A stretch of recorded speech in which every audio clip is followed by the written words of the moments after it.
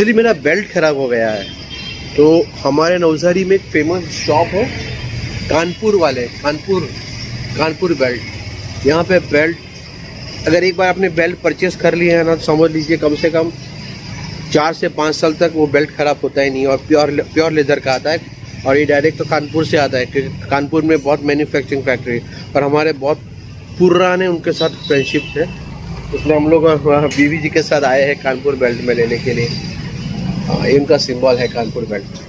Good morning guys. तो वो clip थी कल रात की जब हम बेल्ट लेने के लिए गए थे, और ये बिल्कुल अर्ली मॉर्निंग का टाइम है, वही टाइम जिस टाइम पे मैं बच्चों का लंच बॉक्स बना रही होती हूँ। तो आज प्रिशा तो स्कूल नहीं जा रही है, वो कम जाती है, 12th है ना उसका, घर पे रह के ज़्यादा पढ़ाई करती है। मैं अभी के लिए बना रही हूँ मटर आलू वाला बहुत बिरयानी काइंड ऑफ पुलाव। मतलब है ये सिंपल पुलाव कुकर वाला, लेकिन ये बिरयानी जैसा टेस्ट देगा और अभी को काफ़ी पसंद है। और उसको ना घर का ही देना है। मैंने आपको बताया ना एक वीडियो में कि उसकी भी तबीयत ख़राब थी थोड़ी, डॉक्टर को दिखाया है। तो जिसके बाद से उसको लंच बॉक्स रोज़ सुबह में मैं वैसे तो पहले भी बनाती थी, लेकिन आजकल तो स्ट्रिक्टली बनाती हूँ, एक दिन भी मिस आउट नहीं करती हूँ। और जो वो कहता है, कल रात उसने बोला मम्मी मटर आलू का पुलाव दो बना के, तो मैंने कहा ठीक है।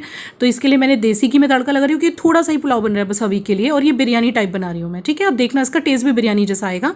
कुछ इंग्रेडिएंट्स इसमें अलग डालने वाली हूँ।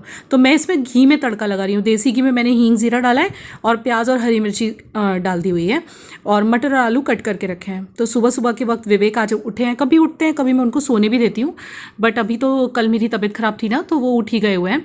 और आधा व्लॉग मैं इस वाले चैनल पे डाल रही हूँ और आधा व्लॉग दूसरे चैनल पे डालूंगी, तो आज वो भी देख लेना। तो उस वाले चैनल पे मैं जो है शेयर करूँगी जैसे मैं फ़ील कर रही हूँ, मेरी तबीयत कैसी है वो सब बताऊँगी। यहाँ पे मैं बहुत इंपॉर्टेंट बात आज आपको बताने वाली हूँ, रिवील करने वाली हूँ कि भाई जो भी है मतलब आप देख लेना आगे। तो इसमें देखो मैंने हल्दी और मिर्ची डाली है बस, और कुछ भी नहीं डाला है। और हल्दी मिर्ची डाल के मैंने डाल दिए हैं मटर और आलू, और बस इसको चला दूंगी। और इसका सीक्रेट इंग्रेडिएंट जिसकी वजह से इसमें बिरयानी जैसा टेस्ट आएगा, लंच बॉक्स में ज़रा अच्छा लगता है बिरयानी जैसा टेस्ट, तो एवरेस्ट किचन किंग मसाला डाला है। ये ना हो तो आप फिर छोले मसाला या फिर थोड़ा गरम मसाला या तो फिर कुछ और मसाला हो बढ़िया सा वो डाल देना, लेकिन ये ट्राई करना, इससे बहुत बढ़िया टेस्ट आ जाता है। और बासमती चावल में ही अच्छा लगेगा लंच बॉक्स में, तो बासमती चावल का पुलाव ही अच्छा लगेगा। तो वैसे भी पुलाव तो बासमती में ही मैं हमेशा बनाती हूँ। तो इसको प्रॉपर चला दिया मैंने। ये लंच बॉक्स रेसिपी काफ़ी न्यूट्रिशियस भी है, चाहो तो इसमें कैरेट वगैरह भी ऐड कर दो, जितनी सब्जियां चाहो। मैंने खूब सारा हरा धनिया ऐड किया है, तो इससे थोड़ा सा ना मैं वैसे चटनी बनाने वाली थी साथ में देने के लिए, अभी ने मना किया क्योंकि वो लिक्विड होता है ना चटनी थोड़ा सा, तो उसको लगा कि कहीं मैं मतलब संभाल पाएगा नहीं संभाल पाएगा। तो इसको ही मैं ऐसा बना दूंगी कि बहुत ही टेस्टी और बहुत अच्छा टेस्ट करेगा। तो यहाँ पे मैंने बिल्कुल बराबर का पानी डाला है, जितने चावल थे उतना ही पानी डाला है। और अब इसमें मैं सीटी लगा दूंगी 2 से 3, और देखो कितना यमी सा लग रहा है। और ये ना देखने में पता नहीं चल रहा, लेकिन ये थोड़ा सा ऐसे चिपचिपा बना था, मतलब वो थोड़ा पानी ज़्यादा होगा ना, खाने में ज़्यादा अच्छा लगेगा, समझ रहे हो आप।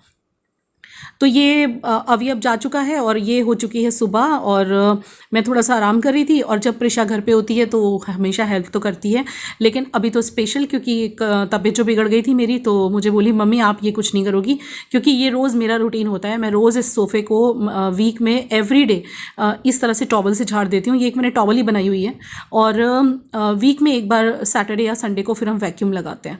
और वैक्यूम मेरे यहाँ पे 3 हैं, 2 ड्राई वैक्यूम है और एक वेट एंड ड्राई है। तो वेट एंड ड्राई मैं आपको रिव्यू शेयर करने वाली हूँ, वो भी काफ़ी अच्छा है। आप सोफ़े को गीला करके भी आप जो है सोफ़ा क्लीन कर सकते हो उसकी हेल्प से। और कल के व्लॉग पे सबने बहुत अच्छे कमेंट करे हैं, दीदी स्ट्रेस मत लो, परेशान मत हो। हाँ थोड़ा स्ट्रेस, देखो ज़्यादा कोई स्ट्रेस नहीं था, थोड़ा यही है भाई घर का बिजनेस का सब एक साथ हो जाता है ना। और ये प्रिशा गाने लगा रही है, देखो डांस करती करती काम कर रही है। आप देखो इसे डांस करती करती काम करती है, और ये वैसे बहुत अच्छी बात है। देखो इंसान काम तो करना ही है, तो खुश होकर करे तो ज़्यादा अच्छा है। तो कनिका शर्मा ने लिखा है कि दीदी स्ट्रेस बिल्कुल मत लो। सिंसी गोपी व्लॉग्स जी ने लिखा है, शुभम गुप्ता जी ने लिखा है, निधि शर्मा ने लिखा है, और हर्षद पटेल, निशा के माधवन, जया, ममता सैनी, बहुत सारे लोगों ने मुझे लिखा है दीदी टेक केयर। मोनिका बंसल, वो हमेशा बहुत प्यारे कमेंट करती हैं। और इसके अलावा भी कुछ लोग हैं जो मुझसे नाराज़ हो रहे थे, दीदी आप हमारा नाम नहीं लेती हो। अनीता जायसवाल जी, और इसके अलावा एक हैं महीन सैयद, जिन्होंने लिखा है कि रुचि प्लीज़ आप नेक्स्ट व्लॉग में मेरा नाम ले लेना, आपकी सब्सक्राइबर हूँ पाकिस्तान से। थैंक यू महीन सैयद जी।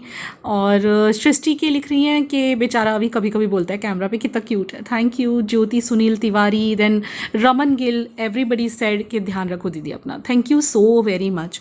यहाँ पे भाभी रूम साफ़ कर रही है, ये वाला एवरीडे भाभी, कभी वो कर देती है कभी मैं, पर वो जब भी अगर मैं नहीं करती हूँ ना, तो वो अपने आप से आके इस रूम में चादर वगैरह लगा देती हैं बहुत ही अच्छे से।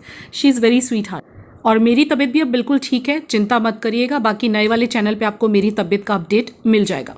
सीज़न चाहे कोई भी हो, स्वेटिंग होना बिल्कुल नॉर्मल है, चाहे वो बॉडी में हो या जेनिटल्स में। इम्पॉर्टेंट ये है कि हम हमारा हाइजीन कैसे मेंटेन करते हैं, क्योंकि जो हमारे इंटीमेट एरिया होते हैं ना, उसको हम कई बार निगलेक्ट कर देते हैं। हमारे बॉडी को तो हमेशा पैम्पर करते हैं with different hygiene methods, but हम कहीं ना कहीं हमारे इंटीमेट एरिया को निगलेक्ट कर जाते हैं। अगर आपको ना पता हो तो मैं आपको बता दूं कि जो हमारे जेनिटल्स होते हैं, जेनिटल एरिया अंडर आर्म्स, वहाँ पे जो पसीना आता है वो बॉडी के दूसरे पार्ट से थोड़ा अलग होता है। एपोक्राइन ग्लैंड्स जो होते हैं ना, वो रिस्पॉन्सिबल होते हैं हमारे जेनिटल एरिया की स्वेटिंग के लिए। एंड बाकी के बॉडी पे जो पसीना स्वेटिंग होती है, बहुत ज़्यादा पसीना आता है, वो होता है एक्राइन ग्लैंड्स के कारण। एक्सेसिव स्वेट कई बार हमारे इंटीमेट एरिया पे इन्फेक्शंस, इचिंग या फिर inflammation such as yeast infection, इस सब के लिए रिस्पॉन्सिबल बन जाता है। स्वेटिंग से होने वाला जो बैक्टीरिया होता है वो प्यूबिक हेयर पे ही इंक्रीज हो जाता है, जो कि आगे चल के कोई भी इन्फेक्शन वगैरह के इन्विटेशन के लिए इनफ हो जाता है। इस सब का एक ही सोल्यूशन है कि हम इंटीमेट एरिया का जो क्लीनिंग है, जो हाइजीन है, उसको प्रॉपर मेंटेन करें, जिससे कि हम बच सकें इस टाइप के इन्फेक्शन से। Now here is the solution. जी हाँ, you can prevent by washing the vulva with Everteen natural intimate wash. Vulva आप सोच रहे होंगे क्या है, तो वुल्वा होता है outer part of the female genitals. Drying the vulva thoroughly with a clean towel, avoiding scented soaps which can irritate the skin of the vulva and labia. Washing new items of underwear before wearing them for the first time. So इन कुछ तरह से आप जो है prevent कर सकते हैं ऐसे इन्फेक्शंस वगैरह को। प्रॉपर वेजाइनल हाइजीन इंपॉर्टेंट है वेजाइनल इन्फेक्शन से बचने के लिए।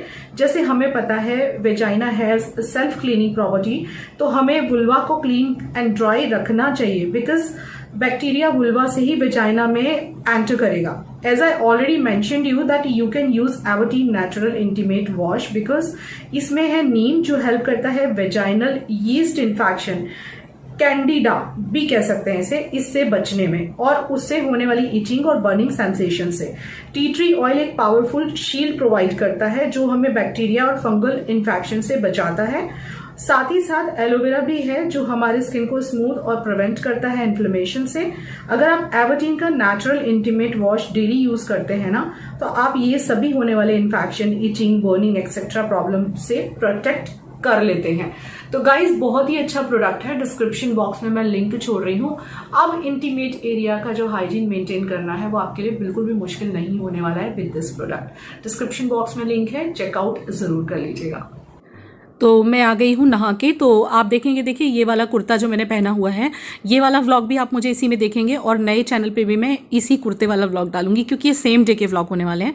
तो आधा व्लॉग यानी कुछ डिस्कशन में यहाँ पे आपके साथ बहुत ही इंपॉर्टेंट बात करने वाली हूँ, और थोड़ा व्लॉग आपको पूरा दिन मैंने क्या किया, मतलब मेरी क्या एक्टिविटी रही, विवेक के साथ बातचीत, वो आपको नए वाले चैनल पर वो व्लॉग आज मिल जाएगा, तो वहाँ भी चेकआउट कर लीजिएगा। और अब मैं शूट करूँगी एक आध दिन में मेरे मायके की स्टोरी और आपके साथ शेयर करूँगी। तो सारा काम वाम फिनिश करके अभी रात के बज रहे हैं 10। मैंने सोचा आपसे थोड़ी सी बात कर लूं। मुझे ऐसे भी आपसे ना एक चीज़ डिस्कस करनी थी, और ये डिस्कस करनी बहुत ज़्यादा ज़रूरी है, तो मैंने सोचा चलो बात कर लेते हैं 2 मिनट, फिर मैं व्लॉग को कर देती हूँ एंड आपसे बात करने के बाद, बिकॉज अब मुझे एडिटिंग भी करनी है। रात का टाइम मेरा एडिटिंग का होता है, आधी एडिटिंग रात को करती हूँ, आधी एडिटिंग सुबह में करती हूँ। जब मैंने अपनी स्टोरी शेयर करी थी, स्टार्टिंग करी थी स्टोरी शेयर करने की, मैंने सोचा पहले ये वाला वीडियो शेयर करूं, ये वाला कंफ्यूजन दूर करूं, फिर मैं आगे अपना मेरा मायके का जो मुझे बताना है वो मैं फिर शुरू करती हूँ।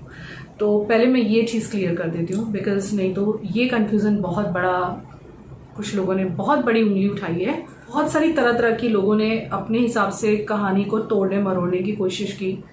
कुछ लोगों का कहना है ऐसा, प्रिशा तो एक्स हस्बैंड की है ही नहीं, ये तो विवेक की ही लड़की है, और ये झूठ बोल रही है, औरत झूठी है एक नंबर की, और ये विवेक की ही बेटी है, क्योंकि नहीं तो शक्ल इतनी कैसे मिलेगी। तो ये उंगली उठी थी, जिसका जवाब मैंने दे भी दिया था, वैसे आप लोगों को बता भी दिया था कि यार ऐसा कैसे हो सकता है, कोई क्यों झूठ बोलेगा, और इतना बड़ा झूठ बोलने की परमिशन कभी किसी का पति देगा क्या? व्यूज के लिए यूट्यूब के ऊपर अपनी खुद की औलाद को किसी और की औलाद कहने देंगे क्या विवेक? क्या यार, थोड़ा तो दिमाग लगाओ यार। तो ये चीज़ तो उठी थी, लेकिन एक और लोग सच्चाई भी जानना चाहते थे और लोगों ने गेस भी किया था और बोला भी गया। मैं अब आपको बताती हूँ इस बारे में। मतलब जब मैं आपको बताऊंगी कि क्या बात उठी है तो आप हंसते हंसते कुछ लोग लोटपोट हो जाएंगे और कुछ लोग सिर पकड़ लेंगे और कुछ लोग बोलेंगे वाह दुनिया वाह, सैल्यूट है तुम्हें। ऐसी औरतों को तो भाई वो उसमें रखना चाहिए, म्यूजियम में जाके रखना चाहिए, देखने की चीजें हैं वो। मतलब ऐसी औरतों की थिंकिंग को क्या ही बोल सकते हैं, क्या ही बोलूं मैं। हाँ जी, तो अब मैं आपको मुद्दे की बात बताती हूँ। तो ये बात तो सभी ने सुनी होगी क्योंकि बहुत कमेंट आए थे कि ये झूठ बोल रही है, ये विवेक की ही बेटी है। ये तो सबने देख लिया होगा क्योंकि कमेंट्स बहुत आए थे। बट एक नई बात भी उठी थी गाइस, वो क्या पता है? आप भी सुन के चौंक जाओगे। वो कमेंट अगर मुझे मिल गया, क्योंकि मैंने बहुत दिन पहले वो कमेंट का स्क्रीनशॉट लिया था, मेरे फ़ोन में ही होगा, मैं ढूंढ लूंगी। अगर जो मिल गया तो मैं यहाँ लगा दूंगी, नहीं मिला तो भैया ट्रस्ट करना मेरे पे। कमेंट ये आया था, हम लोग इतना हंसे वो कमेंट पढ़ के, गुस्सा भी आया, हंसी भी आई। It was a mixed feeling kind of.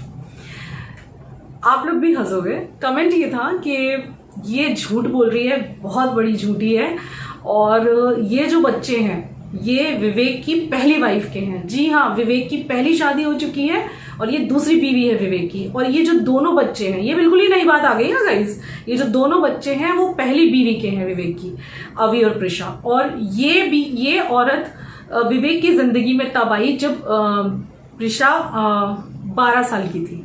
12 साल की थी प्रिशा, तब ये औरत से इसकी शादी हुई है और ये दोनों बच्चे विवेक की पहली बीवी के हैं। OMG, आप लोग सोचो, मतलब मेरी जो ऑडियंस जो मुझे प्यार करती है ना, आज वो सच्ची में मतलब हंस के लुटपुट होने वाली है या तो अपना सिर पकड़ने वाली है। Can you imagine? मतलब मुझे नहीं पता था कि विवेक की पहली बीवी है। शिट, क्या बात कर रही है? क्या बात कर रहे हैं? मेरी पहली बीवी थी। आपको मैंने कमेंट नहीं पढ़वाया था? हाँ, लेकिन मेरी पहली बीवी नहीं थी, मेरी एक ही बीवी थे। ये तो आपने देखे थे ना कमेंट्स। विवेक के लोगों का कहना था कि ये झूठ बोल रही है, प्रिशा की शक्ल विवेक से मिलती है तो ये लोग झूठ बोल रहे हैं। बहुत अच्छी बात है। ये एक गॉड गिफ्ट है, मतलब ये कह लो कि एक हमारा भगवान ने भी मतलब हमारा साथ दे दिया इस चीज में कि इनकी शक्ल मिलती है। लेकिन मैं आपको ये बता दूं कि कौन सा हस्बैंड, विवेक आप मुझे, बायोलॉजिकली मैं उसका फादर नहीं हूँ लेकिन मैं ही फादर हूँ मेरी बच्ची का। पर आप मुझे इतने बड़े प्लेटफॉर्म पे खुद की औलाद को किसी और की औलाद कहने के लिए, सिर्फ व्यूज के लिए आप मुझे अलाउ करोगे? फालतूगिरी अपने को नहीं आता। आप अलाउ करोगे? नहीं, अलाउ करूंगा। कोई भी अलाउ नहीं कर सकता। बहुत ही फालतू इंसान होगा और उसकी वाइफ भी फालतू होगी तो ये करेंगे। हम जैसे लोग ये नहीं कर सकते। मुझे सब ये इसके लिए तो मैं नहीं करूँ। अपनी औलाद को कौन बोलेगा किसी और का, आप बताओ। और जब हमारे पहचान वाले देखेंगे वो गाली नहीं बोलेंगे, हमें गालियां सुनाएंगे, हमें दुनिया भर की बोलेंगे कि मेरे जो मराठी जो है लोग, समाज के लोग, वो क्या बोलेंगे, बॉस क्या चल रहा है ये सब गलत है, तू बोल वीडियो पे जाके। मुझे इतना बता, तुम्हारी पहली बीवी का नाम क्या है? तुम गए आज काम से, आज तुम्हें घर से बाहर निकाल दिया, आज धक्के मार के देखो, फिर से तुम्हें उसी होटल में जाना पड़ेगा जिससे तुम गए थे। बुकिंग करवा लो कॉल करके, डिलीवर वाला बुकिंग। मुझे बताओ ना, मतलब हम लोग ने जब ये कमेंट पढ़ा था, आपको याद है मैंने पढ़वाया था आपको? तब मुझे बहुत हंसी आई थी। हम हंसे भी थे और गुस्सा भी आया था, मिक्स फीलिंग थी। मुझे तो गुस्सा नहीं, मैं हंसी आई थी। तो इसने विवेक से शादी की जब प्रिशा 12 साल की थी। मतलब आप लोगों को अब हमें बर्थ सर्टिफिकेट दिखाने पड़ेंगे दोनों के? नहीं, वो हम नहीं दिखाएंगे। इतना भी हम आपको सर्टिफिकेट नहीं दे सकते। हमारी अच्छी ऑडियंस तो हम पे बिना बोले ट्रस्ट करती है। जिनको ट्रस्ट है वो रखे। हाँ, और जिनको नहीं है ना ट्रस्ट है वो, और जिसको जो सोचना है और जिनको जो लिखना है लिखो, बहुत लिखो, सोचो, आप लिखो, हमारे बहुत मजा आएगा, लिखो। लगा मैं 2 दिन से अपसेट टाइम में बहुत फंसा हूँ ये कमेंट्स पढ़ के। हाँ, you take care of self and मेरी तरफ से गुड नाइट। लेकिन कैमरा ऑफ होने के बाद तुम्हें नाम और सब कुछ हाँ बताना पड़ेगा। कितने बच्चे थे तुम्हारे वो भी बता दो। भगवान, इधर आओ, ऐसे नहीं छोड़ूंगी तुम्हारा पीछा। कितने बच्चे थे तुम्हारे उनसे? गाइस सच में, मतलब आप सोच के देखो, मतलब थिंकिंग सोचो आप। मतलब जो मेरी जिंदगी है यार, this is my life, I know about my life. No one knows much more than me. मेरे से ज्यादा कोई नहीं जानता। मतलब एक माँ के माँ होने पे उंगली उठा दी, एक माँ की कोख पे उंगली उठा दी कि दोनों बच्चे कोख में ही नहीं थे, और विवेक की दूसरी बीवी भी ले आए आप लोग। वाह वाह वाह वाह वाह, मेरी सौतन इस दुनिया में, मुझे पता ही नहीं था। तो यही बोलना चाहती हूँ, प्लीज भाई ऐसे लोगों को नमस्कार है दूर से। क्या ही बोलूँ मैं, आप लोग कौन सी मेंटालिटी से हो कि अगर कोई इतने बड़े प्लेटफॉर्म पे आके सिर्फ इसलिए अपना सच बता रहा था क्योंकि उसको ऐसा लगा था कि भाई इनके साथ मैं इतने सालों से कनेक्टेड हूँ। अरे नहीं देखा आप लोगों को तो क्या हुआ यार, आप लोग मुझे रोज सुनते हो, मेरी फैमिली की तकलीफ में दुआएं देते हो, तो मैं क्या नहीं बता सकती अपने बारे में। और व्यूज के लिए करूंगी मैं, वाह वाह वाह वाह, व्यूज के लिए मैं कितने दिन कर लूंगी भैया ये स्टोरी, 2 महीना कर लूंगी, 3 महीना कर लूंगी, फिर मैं तो 4 साल से यहाँ पे हूँ और अभी और मुझे यहाँ 10 साल काम करना है, तो मैं भला 3 महीने के लिए व्यूज क्यों खींचूंगी, उसके बाद क्या करूंगी। भाई प्लीज ग्रो अप, थोड़ा सा दिमाग को अपने वो करो। मैं एक ही पत्नी हूँ, मेरी शादी दूसरी है, मैं आई एक्सेप्ट मेरी दूसरी शादी है ये, और इसमें कोई शर्म की बात नहीं है, मुझे कोई शर्म नहीं है। मुझे नहीं लगता दूसरी शादी करना कोई गुनाह है, जिसको लगता है लगता रहे। और दूसरी शादी अगर कोई औरत कर रही है तो वो कैरेक्टरलेस हो जाती है, वो बच्चलन हो जाती है, तो भैया आप ऐसे समझो एक औरत डाइवोर्स के बाद अकेली रहे तो भी उसको बच्चलन का स्टैंप उस पर लगा दिया जाता है, शादी करके घर बसा लिया तो भी बच्चलन का स्टैंप लग गया, यानी डाइवोर्स होना गुनाह हो गया, दूसरी शादी होना भी गुनाह हो गया। और तो और बच्चे भी मेरे नहीं रहे खुद के पैदा किए हुए, मैंने मेरी प्रेगनेंसी में दर्द सहा, मैंने उनको जन्म देते हुए कितना पेन बर्दाश्त किया, सब झूठ है, बस लोगों के जो जजमेंट है वो सही है। कितना जज कर लेते हैं ऐसे लोग। मेरे अच्छी ऑडियंस और मेरी प्यारी ऑडियंस के लिए ये बिल्कुल नहीं था जो भी मैंने और विवेक ने बोला है, प्लीज बुरा मत लगाइएगा, वी लव यू। बट जो लोग ऐसे बोल जाते हैं ना, ये उन्हीं के लिए था। चलो मैं इस वीडियो को यहाँ पे एंड करती हूँ, क्योंकि अब मुझे इस वीडियो के बाद मुझे शेयर करने हैं मेरे मायके की स्टोरी, क्योंकि बहुत ही लेट हो गई है। मुझे भी पता है कब से मैंने स्टोरी शेयर करी थी और मेरी लेट हो गई बिकॉज ऑफ द फेस्टिवल्स, और बहुत सारी और भी बातें हुई हैं जो आपको धीरे धीरे व्लॉग में पता चलेंगी कि क्या क्या हुआ है पिछले कुछ दिनों। मतलब तबीयत भी खराब हो गई थी सबकी। तो एनीवेज अब मैं आपके साथ शेयर करूँगी मेरे मायके में मेरे साथ क्या हुआ था, और जब मैं अपने ससुराल वालों के बारे में बता सकती हूँ तो मायके वालों के बारे में क्यों नहीं। और उनको बुरा भी नहीं लगना चाहिए क्योंकि उन्होंने किया था वो सब, और तब किया था जब उनकी बेटी उनकी बहन बहुत लाचार थी। चलिए इस व्लॉग को एंड करती हूँ मैं। Love you.